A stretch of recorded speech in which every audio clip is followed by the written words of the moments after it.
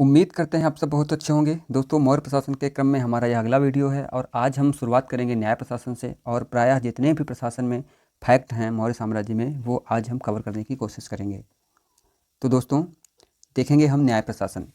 आप देख पा रहे होंगे स्क्रीन पे कि मौर्य सम्राट ही सर्वोच्च न्यायाधीश होता था। ये मैं पहले भी बता चुका हूँ। संपूर्ण साम्राज्य में जो न्यायालय मुख्यतः दो प्रकार के थे, ये मैं पहले भी बता चुका हूँ, फिर से आपको रिवाइज हो रहा है। ठीक है, तो कौन कौन से दो? एक तो धर्मस्थनीय, ठीक है, कौन पहला क्या था? धर्मस्थनीय, और दूसरा कंटक शोधन।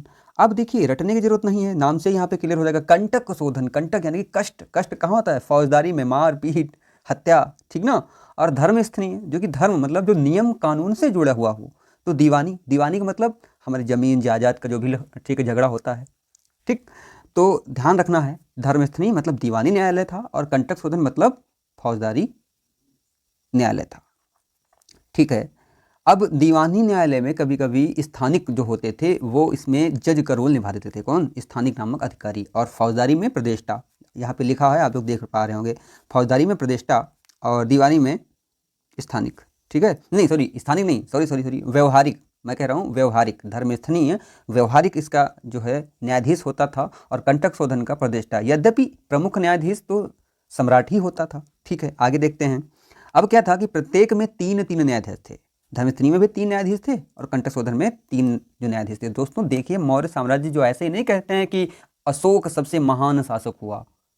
देखिए उनका प्रशासन देखिए और आज से तुलना कीजिए। मुझे लगता है कि जैसा जो आज है, बस आज सुविधाएं थोड़ी सी बढ़ गई हैं, लेकिन जो मूल है वो तत्कालीन समय का ही है, तभी का है। देखिए आप, ठीक है, तो प्रत्येक में तीन तीन न्यायाधीश थे। ठीक है, उसके बाद में क्या देखेंगे कि न्याय व्यवस्था के चार प्रमुख अंग थे। अब देखिए किस आधार पे न्याय व्यवस्था दी जाती थी, कौन कौन से उसके चार अंग थे या चार उसके जो आधार थे। देखिए, तो पहला क्या था? धर्म। ठीक है, धर्म आपको पता है। देखो, धर्म जो आजकल हम समझते हैं कि पूजा करना, ये भगवान वो भगवान, ये धर्म ठीक, ये सिर्फ धर्म का एक भाग है। धर्म का मतलब होता था कि वैसे आचरण जो हमें एक मानव, एक मतलब अच्छा मानव जीवन जीवन जीने के लिए प्रेरित करें। नियम कानून, सच, ठीक है, आचार विचार, भाईचारा, यही सब धर्म है। ईमान, ये सब धर्म है। ठीक है, तो पहला क्या था? धर्म।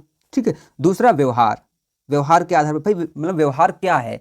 किसी से आप अच्छे से बोलेंगे, ठीक ना, किसी की बेईमानी ना जो नहीं करेंगे। ठीक है, अब क्या है? तो व्यवहार और धर्म। दूसरा क्या है? चरित्र। चरित्र के आधार पर भी न्याय होता था। ठीक, और चौथा था राजशासन। राजशासन, फिर क्या था? राजशासन। की राजशासन, शासन में जो भी चीजें हैं, जो जो नियम कानून, जो सिद्धांत बने हैं, उनके आधार पर भी न्याय होता था। तो चार पिलर थे, कौन से? धर्म, व्यवहार, चरित्र और राजशासन। दोस्तों वीडियो थोड़ा सा लंबा हो जाए तो प्लीज आज देख लेना। फिर इसमें क्या है कि नगर व्यवहारिक, नगर का न्यायाधीश होता था। देखिए कुछ चीजें आपको रिवाइज हो रही हैं, बता चुका हूं मैं। नगर व्यवहारिक, नगर का न्यायाधीश होता था। ठीक है, अब देखेंगे, देखो यहाँ पे खत्म न्याय विभाग। ठीक, अब देखेंगे सैन्य प्रशासन। सैन्य प्रशासन देखिए, ये मैंने जो मौर्य साम्राज्य की सीरीज ये शुरू की है, इसमें प्रायः हर फैक्ट जो पूछा जाता है, जो जरूरी है, वो कवर करने की मैंने कोशिश की है। ठीक है, तब देखिए, सैन्य प्रशासन का जो प्रमुख होता था वो सम्राट होता, मतलब सर्वे सर्वा। ठीक है, आल इन ऑल सम्राट होता था। सेनापति युद्ध विभाग का प्रधान होता था। अच्छा, जो युद्ध विभाग का जो प्रधान कौन होता था? सेनापति। कभी सम्राट आ जाए तो नहीं, वो सर्वे सर्वा होता था, लेकिन सेनापति, सैद्धांतिक रूप से सेनापति ही युद्ध विभाग का प्रधान होता था। इसके पश्चात नायक होता था, मैं बता चुका हूँ। ठीक है, नायक जो सेना का नेतृत्व करता था। और फिर क्या था कि मौर्य काल में स्थायी सेना थी। ठीक है, देखो प्रायः क्या होता था कि प्राचीन समय में सेनाएं किराए की होती थी। ठीक है, कि भाई चलिए आप छोटे से सामंत हैं, आपके पास 50 लोग हैं और जब मुझे जरूरत पड़ेगी तो मैं आपके 50 लोगों को ठीक है ले लूँगा। ऐसे मतलब जो किराए पे होती थी कि भाई वो काम कर रहे हैं अपने खेतों में, ठीक है, अपने एक जो आम नागरिक हैं, लेकिन जब कहीं युद्ध हुआ तो ठीक है जो आ जाइए। तो ये सेना जो किराए पे थी, लेकिन स्थायी जो सेना क्या थी कि नहीं, वो राजप्रसाद मतलब जो राजा के वहाँ ही रहेगी। ठीक है, राजा उनका भरण पोषण जो करेगा और वो बस सेना सैनिक ही रहेंगे और कुछ नहीं करेंगे। ठीक है, तो क्या था कि मौर्य काल में सेना स्थायी थी। ठीक है, और जो मौर्य काल में चतुरंगिनी सेना थी। चतुरंगिनी आप लोगों को पता होगा, चतुरंगिनी का जो मतलब होता है 4 प्रकार की सेना। आप देख लीजिए यहाँ पे 6 लाख पैदल सेना। देखो 4 प्रकार कौन कौन से मैं बता दूं। पहले पैदल, ठीक है, फिर जो ठीक घुड़सवार मतलब कि घोड़ा वाली, फिर क्या था? हाथी, ठीक है, और फिर रथ। तो ये 4 प्रकार की सेना चतुरंगिनी सेना कही जाती है। अक्षौहिणी सेना भी कही जाती है, जो सेना कभी हारी ही नहीं, तो उसे कहते हैं अक्षौहिणी सेना। ठीक है, तो 6 लाख पैदल सेना, समझिए अभी बात करेंगे इस पे। 6 लाख पैदल सेना, 30,000 अश्व सेना, ठीक है, 9,000 हाथी और 800 रथ सेना। दोस्तों क्या लगता नहीं है कि ये थोड़ी सी जो अतिशयोक्ति है? भाई इतनी बड़ी सेना स्थायी रखना तो कितना खर्चा होता होगा। खैर ठीक है, कुछ कुछ विद्वानों ने कहा भी है शायद ये जो है अतिशयोक्ति है। खैर देखते हैं, ये हमारा फैक्ट पेपर में आएगा तो हम ये कहेंगे। हालांकि पेपर में पूछेगा नहीं कभी कि जो कितनी सेना थी, कितने जो अश्व थे, नहीं ना, सिर्फ आप याद कर लीजिए, आपका थोड़ा सा रोचकता बढ़ेगी जो इससे याद होंगे क्वेश्चंस। ठीक, तो 6 लाख पैदल सेना, 30,000 पता है हाथियों। मैं आपको कभी जो बताऊंगा जब वीडियो बनाऊंगा कि जो मौर्य प्रशासन में हाथी पकड़ने का एक बड़ा ही सिस्टम जो अलग था। भाई हाथी तो जंगल में थे, ठीक है, और ये नहीं होता था कि हाथी कोई बच्चा है उसको बच्चा ले आए, ठीक है, फिर हम उसको जो अपने यहाँ बड़ा किए फिर उस सेना में शामिल हुआ। नहीं, हाथी पकड़े जाते थे, ठीक है। ज़्यादातर बच्चे हो गए यहाँ तो वो तो ठीक रहेंगे सेना में, लेकिन हाथी पकड़े जाते थे, ठीक है। कभी बताएंगे, वीडियो लंबा हो रहा है, देख लेना आज, कोई दिक्कत नहीं है। आगे देखेंगे गुप्तचर व्यवस्था। क्या देखेंगे? गुप्तचर व्यवस्था। गुप्तचर व्यवस्था बहुत ही रोचक है इनकी। देखिए, इसका प्रधान अधिकारी महामात्य सरसप, ठीक है। देखिए मैं जो बोल रहा हूँ वो सही है, कहीं अगर कुछ गलत लिखा हो तो उसे आप माइंड मत करना। इसका प्रधान अधिकारी महामात्य सरसप था। कौन था? महामात्य सरसप होता था, ठीक है। जो गुप्तचर अब देखिए दूसरा फैक्ट देखिए, जो गुप्तचर देश के बाहर गुप्तचरी जो करते थे हम उन्हें गूढ़ पुरुष कहेंगे। क्या कहेंगे? गूढ़ पुरुष, ठीक है। गूढ़ का मतलब क्या? रहस्य, ठीक है। तो भाई जो मतलब देश के बाहर हैं वो क्या थे? गूढ़ पुरुष थे, ठीक है। दूसरी बात, जो गुप्तचर एक स्थान पर रुककर ही गुप्तचरी करते थे हम उसे संस्था कहते थे। क्या कहते थे? संस्था कहते थे, ठीक है। ध्यान रखना, संस्था ही कहते थे, कंफ्यूज नहीं होना है। संस्था क्या? अब देखिए, देश के बाहर गूढ़ पुरुष एक स्थान पर रह के गुप्तचरी। अब देखिए प्यारा जो ठीक प्राय समझिए, एक स्थान पे कैसे? भाई सोचिए कोई नाई है, ठीक है, कोई अलग से नहीं होता है गुप्तचर, कोई नाई है। अब वो नाई तो है ही है और वो शासन का गुप्तचर भी है, तो वो क्या? वो नाई का ही काम करेगा लेकिन गुप्तचरी भी करेगा। तो वो है कहाँ पे? अपनी दुकान पे ही रहेगा, तो एक स्थान पे हो गया ना। तो ऐसे लोग संस्था कहलाते थे। क्या कहलाते थे? संस्था। फिर देखिए, जो गुप्तचर शासन बदलते रहते थे, सॉरी शासन नहीं, स्थान बदलते रहते थे, वो संचरा कहलाते थे। क्या कहते थे? संचरा। ये घूम घूम के गुप्तचरी जो करते थे, संचरा। अब देखिए, जो एक स्थान पे संस्था बदलते रहते थे, संचरा, ठीक है, ध्यान देना, संस्था और संचरा। आगे देखिए, अब क्या था इसमें? स्त्री व वैश्याओं भी शामिल थी, सॉरी मतलब वैश्याएं भी शामिल थी, ठीक। अब जासूस दो प्रकार के भी, मतलब दोनों लोग थे उनके, कौन? जो स्त्री भी थे, पुरुष भी थे, और वैश्याएं भी शामिल थी।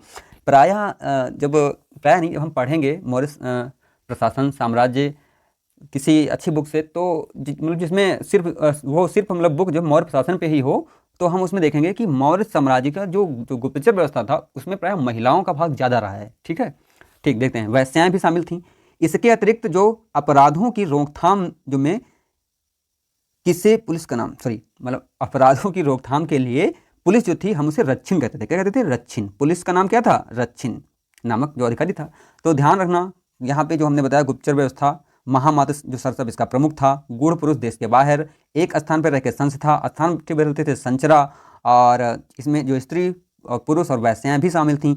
अभी मुझे नाम याद नहीं आ रहा है। वैश्याओं को एक नाम दिया गया था जब वो जासूसी का काम करती थी, ठीक है, याद आएगा तो बताएंगे। और पुलिस अधिकारी क्या होता था? रच्छिन होता था। आगे देखिए, जो मौर्य काल की कुछ सेनाएं देख लेते हैं। तो एक तो मौर्य सेना, कौन थी? मौर्य सेना, ये मूल पैदल सेना थी। ये क्या थी? ये मूल पैदल सेना, मौर्य सेना। एक थी आट्विक सेना। आट्विक मतलब वन्य जाति से बनी सेना, ठीक है, वन्य जाति से। आट्विक मतलब जो वन होता भी है, ठीक है। फिर एक थी भूतक बल सेना। कौन सी थी? भूतक बल सेना, किराए पर ली गई सेना, ठीक है। एक थी जो मित्र बल सेना, ये क्या थी? जो मित्र राज्य की सेना। अब देखिए, जो स्थायी सेना थी वो तो थी ही, लेकिन कभी कभी भाई लेते भी होंगे जो किराए से, तो क्या? भूतक बल सेना हो गई जो किराए वाली। जो मित्र से सेना आती थी वो क्या थी? जो मित्र राज्य की, जो मित्र बल सेना। आट्विक जो कि जो वन्य जाति के लोग थे, वो जो काम पड़ता होगा तब आते होंगे, ठीक है। आगे बढ़ते हैं और देखते हैं कि जो मौर्य गुप्तचर, अच्छा फिर से एक देखिए, यहाँ पे शायद वो जो मैं बात करता कि मैं भूल रहा हूँ, यहाँ पे चर्चा है उसकी। तो मौर्य गुप्तचर सबसे पहले कौन से था, मतलब जो प्रमुख था? सर्व महामात्य यहाँ लिखा है, और महामात्य सरसप भी कहा जाता है, वो भी है, सब दोनों हैं, ठीक है। अब संस्था आंतरिक, ठीक, संचरा बाह्य, मतलब घूम घूम के संस्था जो एक स्थान पे। अब देखिए, संस्था में 5 प्रकार के होते थे, ठीक है। संस्था में 5 प्रकार के होते थे। कौन कौन थे? यहाँ पे हाँ है सब, ठीक है। देखिए, एक थे कापटालिक। कापटालिक जो विद्यार्थी जासूसी का काम करता था वो कापटालिक कहलाता था, ठीक है। जो व्यापारी जासूसी का काम करता था वो वैदेहक कहलाता था। क्या कहलाता था? वैदेहक। जो किसान जासूसी का काम करता था वो गृहपति कहलाता था, ठीक है। जो तपस्वी जासूसी का काम करता था वो तापस कहलाता था, ठीक है। और जो सन्यासी जासूसी का काम करता था वो उपाध्यस्थ कहलाता था, ठीक है। तपस्वी सन्यासी में कंफ्यूज मत हो जाना। तपस्वी वो हो सकता है जो अपना जो है एक क्या क्या बोलते हैं, घर बार भी चलाता है लेकिन तप करता है। ठीक है, तप का मतलब कुछ ऐसा करता है जो आध्यात्म से उसे जोड़ता है या कुछ भी। और जो सन्यासी का मतलब होता है कि उसका शरीर होता है और वो होता है, बाकी उसे दुनिया से कोई मतलब नहीं, घर बार बच्चे कुछ नहीं होते उसके। ठीक है, तो यही अंतर होता है। अब देखेंगे संचरा में। ठीक है, तो देखिए जो संस्था था यानी कि जो आंतरिक थे, ये 5 प्रकार के थे। अब संचरा में जो आएंगे इसमें स्त्री भी थी। ठीक है, अब देखिए सूरवीर जो गुप्तचर होते थे हम उन्हें तीक्ष्ण कहेंगे। क्या कहेंगे? तीक्ष्ण। और जो क्रूर प्रवृत्ति के थे, कुछ भाई क्रूर प्रवृत्ति के भी होते होंगे, हम क्या कहेंगे उन्हें? रसद। बड़े शब्द कुछ अलग अलग हैं। देखिए अब रसद क्या होता है पता है आपको, लेकिन यहाँ पे भी रसद है। शायद कुछ जो मिसप्रिंट हुआ हो या कुछ और लिखा हो, लेकिन मुझे लगता है कि यही शब्द होगा। ठीक है, अब वैश्याएं जो थी, जासूस, हम उन्हें परवराजिका कहते थे। क्या कहते थे? परवराजिका। परवर्जिका कहीं कहीं पे जो लिखा होता है परव्रजिका। ठीक है, तो ये ध्यान रखना। वीडियो जाहिर सी बात है लंबा हो गया है, लंबा हो जाने दो, थोड़ा सा और देखेंगे हम इसमें आज। चलिए इतना ही रखते हैं। मौर्यकालीन जो अर्थव्यवस्था, फिर आगे पढ़ाएंगे। दोस्तों प्लीज़ वीडियो को लाइक करिए, सब्सक्राइब करिए और शेयर भी करिए। प्रयास है अच्छा करेंगे, बेहतर करेंगे और पेपर में क्वेश्चन जरूर यहाँ से फंसेंगे। प्रायः जो थोड़ी सी बड़ी तैयारी करते हैं, मतलब थोड़ा पीसीएस या आरओ बीईओ, उनके लिए तो ये बेहतर ही है बहुत, क्योंकि इतिहास से और मौर्य प्रशासन से यदि क्वेश्चन आया तो यहाँ से छूटेगा नहीं। धन्यवाद।